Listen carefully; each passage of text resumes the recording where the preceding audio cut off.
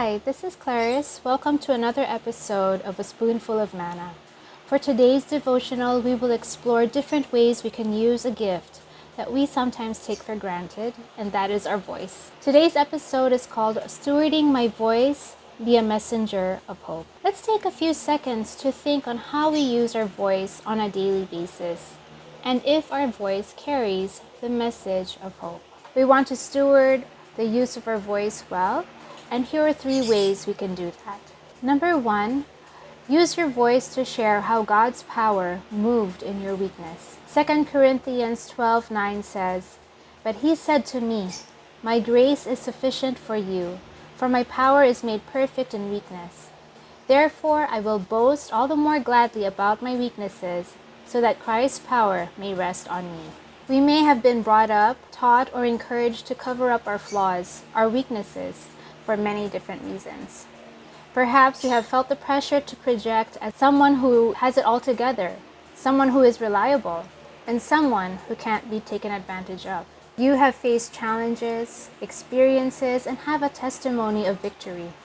And God has been with you every single step of the way. Despite your challenge, you came out the victor with each breakthrough, no matter how small or big it may seem. And your shout of victory was not meant just for you. Your cry of victory was meant for those struggling with those same challenges you had already come. Your cry of victory was meant to lead others to the transformational power of the Lord. Number 2, use your voice to advocate for others. Proverbs 31:8 says, "Speak up for those who cannot speak for themselves. Ensure justice for those being crushed." In Proverbs 31, we see King Lemuel's mother taught to treasure his people and to use his position of authority for their benefit. We are sons and daughters of the King of Kings. He has given to each one of us a special assignment. He has given to each one of us a people or a community to love. Who are the people that are hurting that God has placed in your heart? To start, take a look at your family, village, town, nation. They may be the orphan children, women silenced by domestic abuse, those forced to engage in degrading activities to survive, children with special needs, and so much more. You are a voice to the voiceless, and I believe that as you champion them, God will speak to them through you. They will hear about their identity, purpose, how loved and valuable they are, and meet life-giving hope. Number 3, use your voice to proclaim and advance God's kingdom.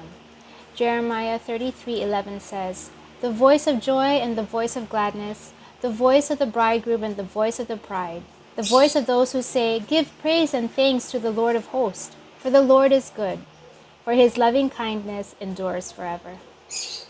Share about his loving kindness in communities and hearts that are lonely, remote, barren.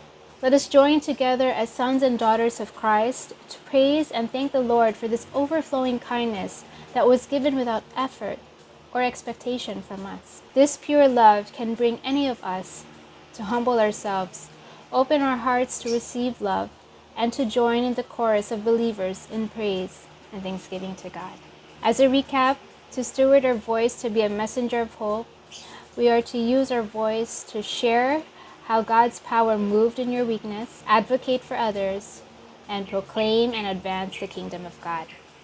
It's our prayer that you will listen to our Father's voice, partner with Him on how to steward your voice well in alignment to His purpose and calling in your life.